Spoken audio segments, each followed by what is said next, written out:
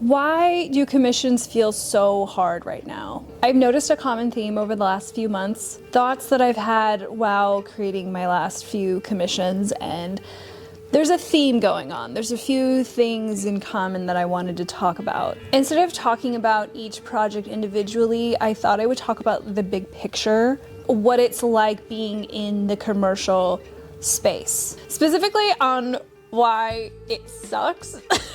Maybe it's a part of who I am, but I get bored very quickly. Once I've done something successfully and a person comes and asks for me to do it again, I'm kind of like, why? I've already done it. Why? No. I feel a little bit like Lady Gaga, like, oh, keep them on their toes, never, always keep them guessing. I don't understand how some artists can be making the same art day after day, year after year, decade after decade. Every few years I feel like starting new, reinventing myself, never being satisfied. Can this be a problem? Possibly. Am I dissatisfied with where I'm at? Yes and no. If one is satisfied with their work, are they able to have drive to get better? If one hates their work so much, will they ever create work to begin with or finish their work? I have observed some habits and personality traits with my peers, and I wanted to talk about it. I grew up with two incredible artists. I'm gonna call one M and the other one A. Both have traits of perfectionism that drive them to be really good artists. Both are pretty hard on themselves. This is the big thing that drives them forward to constantly be doing better. Nobody can criticize their work more than they do. M looks at their work and can smile and say, yes, I love this, but if you zoom in, I could have made this blend better, or I could have made this line a little bit more straight, it could have been smoother, etc. And then they make their next piece better and better, and by 1,000 pieces of art later, they have slowly progressed and improved over time. Meanwhile, over the years, you can see a dedication in their work, just putting banger after banger. The consistency is incredible. A, on the other hand, was much harder on themselves, and it even preventing them from starting art, let alone finishing a piece of art. There's this perfectionistic, toxic trait that gets them in the way of being the best version of themselves. Being around these kinds of artists have been the greatest example of finishing the work, reflecting on where you're at, where to make improvements, move on, and just keep making. Not every work is gonna be a masterpiece. It is so hard to look at your trashy artwork and not compare yourselves to the greats, or not compare yourself to every amazing artist that you follow on Instagram. You have no idea that these people have also made thousands of pieces of art that are garbage, that will never be published, will never be put on social media. There's this fine line between loving and hating your work, and it can vary day to day. When I'm feeling really down on myself, I go to my own website and look at my own work and remind myself that I'm not so terrible. Even when I discuss my work with others, it's really difficult to not overindulge in sharing self-criticism.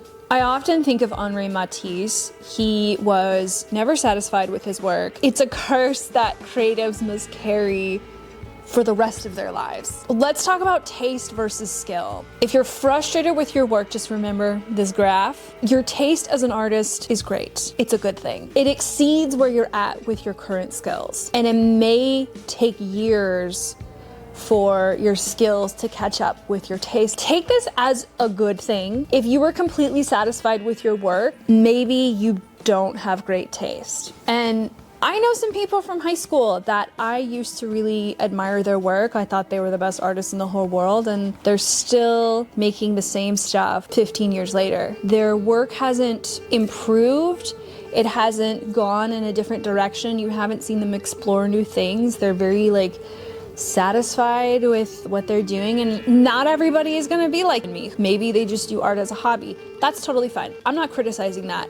What I am criticizing are the people who are so comfortable with what they do that they don't want to be bad at something to overall improve their art over a long period of time. Accept where you are, knowing that your skills are going to take years to catch up with your taste. This should be a huge drive for you to hunker down and work on yourself. meanwhile, The hot pink does not work, but my bangs look bad, so I'm gonna wear the beanie. I wanted to film before the sun goes down in 2 hours. I have been struggling with getting the colors and the values correct on this because once I don't have any natural light, I need to hustle and get this done. Looking back, I could have used Polytab. Oh well, this seemed like an easier thing. You know, they can just have a contractor install these versus Polytab where I would have to have someone help me line it up and use Novagel. And like, I know I could do it, but it would just be like extra work. And I don't know in the long run if it would make a difference. Several days later. And don't get me wrong, I am so blessed to consistently have so many commissions. It's been not only good for my ego, but also for my bank account, but also for my skills.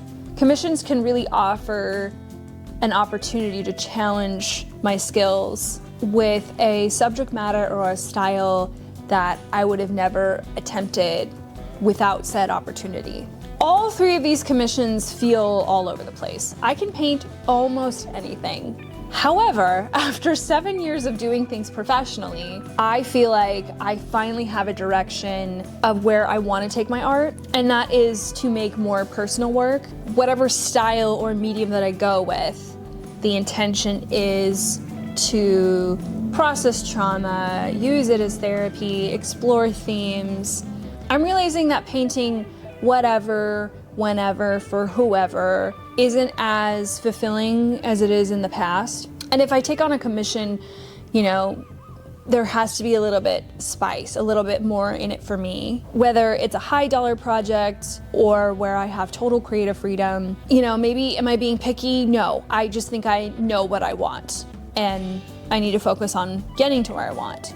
I see these 2 phases in life like this. Previously, taking on whatever has helped me learn a lot of things, and now I'm focused on one thing. To master and fine-tune only a handful of little things makes me feel like I can accomplish my goals sooner. Now, I'm not gonna poo-poo on commercial work.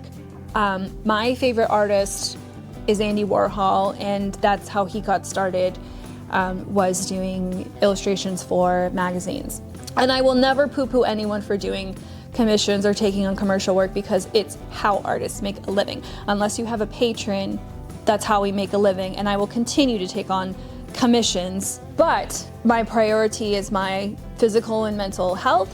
My priority is focusing on where I want to be at as an artist. If I only focused on commercial work, I realize that 30 years from now when I'm old, I'm going to be unfulfilled because I never prioritized me and what I wanted to do. And I totally understand that that is such a privileged thing to say. Like, wow, you know, most artists are grateful that they even get a commission. And I've been there. I've been in tears, just so grateful that somebody would pick me, that they found value in my work. I've been there, but now I'm a seasoned artist. And so, you know, maybe this is something that you can't relate to personally, but I wanted to share this transition in life for me. And, you know, like I said, these commissions were good. Like, it's reminding me, like, this is great. This is why you got a bigger studio, so that you could have the space to work on huge commissions like this that you otherwise wouldn't have been able to. They would have been a lot more challenging to do. So it's validating me a lot. But understanding that, you know, once these commissions are finished and they're out the door, they're not as satisfying as they used to be, because I know that I could have done better. I know I could have put in a more creative direction. But at the end of the day, it's all about what the client wants. It's all about what is the purpose of the art? Is it for advertising? Is it for signage? Is it for, you know, making a space look more aesthetically pleasing? And those are all great things. Like, I love doing that kind of stuff. I care about legacy. I care about impact. I care about, like, sharing my story through my art to other people who have gone through similar things. And so a huge goal that I've had over the last few months was, you've got the ideas, you just need to stop taking on more and focus on yourself. And that's so hard to do. You know, I'd rather take on a piece of work, of commission work, that doesn't take up as much brain space, and do that for a few weeks and get it over with and get that coin, girl, versus focusing on, you know, a piece of art that you know, maybe some people in my life don't understand why I'm doing it, what the meaning is, why, you know, because it doesn't immediately have monetary value. It's, you know, pieces that might go in a show. So it's like, okay, well, how can I be motivated to work on personal work? I don't have a lot of motivation. That's the hard part. That's why commissions feel so hard, because it's like, well, I could be working on personal work, but I'm not motivated to do it, you know, unless I have a show. So there's a bit of struggle there. But anyway, so I wanted to share this work that I've been doing over the last 6 months, and you know, like I'm very proud of these. These were fun. The clients were really happy. That's all that matters. At the end of the day, I can, you know, shut a door on that chapter and say, yes, I acknowledge this is hard, only because my intentions for my art career are changing. They are shifting. That's not a bad thing. This feels hard because things are shifting, and it's okay. Several days later. Dang, it's already February and I have to finish this painting. I'm giving myself a deadline of like a week to 2 weeks. Being a homeschool kid, you would think that I'm really bad with deadlines. No, I love deadlines. When people don't give me deadlines, that is where I struggle. Ooh, when was the last time I worked on this painting? Yeah, yikes, that's not cool. And yeah, maybe some clients don't care, but I care. I don't want to let things sit around for months at a time unfinished. On one hand, sometimes it can be good to have a piece sitting around for a long period of time because you have time to think about it, to possibly change direction. Maybe nowadays it's really normal for artists to get a painting done fairly quickly. For other artists, it can take years. So I'm just really hard on myself, okay? And sometimes when I'm not feeling inspired with my own work, it's a lot easier to start a new piece, to get distracted, to feel like I'm still being productive without finishing work. But on the other hand, if a piece sits around for too long, you just hate it. You look at your work for too long and you're just like, let me just start over completely. I'm not gonna do that because I already have put in a lot of work. One thing about me is that I like to paint dark to light, and so even when I have to put in highlights here and there, I keep them really minimal because, like, I don't know why. Because why? I have no idea. It's just a habit I've gotten into, and I'm learning, hey, maybe I need to not do that because this is very dark and completely uninspiring. So I don't even know where to start, but I need to just put paint on the freaking canvas and do something and not overthink it. Foliage is something that I really struggle with, and I know that it's simply a lack of practice. I haven't done it that much, but frankly, I just need to spend the time to do lots of layers, not overthink every single freaking brush stroke because it's so easy to do that. One thing that I learned from my internship with John Pugh is that he used a lot of tape. My dumbass started painting around this train car and I was like, oh, this is gonna be tricky. I'm like, no, bitch, just use tape. And glazing, which I always tell artists, like, hey, you should learn how to glaze, but I'm a hypocrite because I don't do it myself very often. So right now I'm feeling a little bit unsure about the values and how dark, overall darkness the painting is gonna be, and you know, where my light isn't gonna end up coming from. But I need to just focus on getting the paint on the canvas and then going back and glazing, and likely I will be taking a lot of these details and pushing them back. So dark glazing, because my light is going to be coming from here, from the train cars. I hope. I don't know. Painting is just simply guessing. There's what you would call a reverse bell curve, where I start up here with like, oh yeah, I'm gonna start a new piece. This is gonna be so fun. Gessoing, sanding, priming, first layer of paint. Oh yeah, I'm getting that dopamine hit. And then the next 10 to 90% is, oh, I hate this. This is so stupid. I should start over. Why am I an artist? And then it's not until like the last 10% that I'm like, I'm the best artist in the world. No one can stop me. This is my favorite painting. And then it's on to the next painting. And because I realized that I am like this, and I think a lot of artists are too. I really try to not start a painting until one is finished, because there's nothing worse than seeing your work around half finished and you feel really terrible about yourself. So I really don't know what I'm gonna do. I could completely change this and we'll see what happens. Hey Christine, you can do it. I believe in you. Oh, thanks. I believe in you too. If you're an artist and you're even struggling to get commissions, I totally understand. I do a lot of networking. The best way that I got commissions was putting the ideas in people's heads. Hey, you need a mural. Hey, it'd be cool if this was a hand-painted sign instead of vinyl.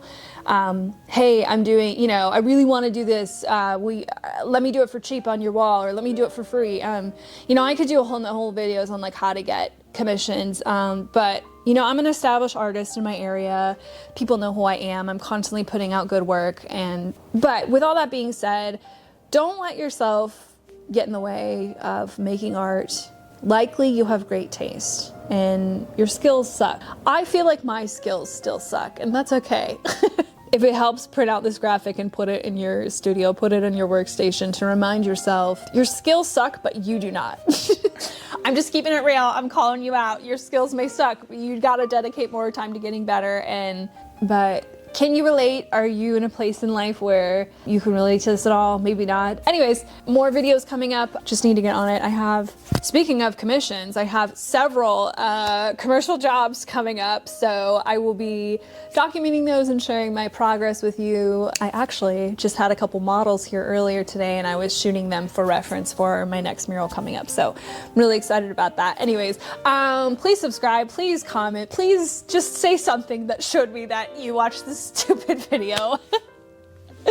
And I'll see you soon. Bye!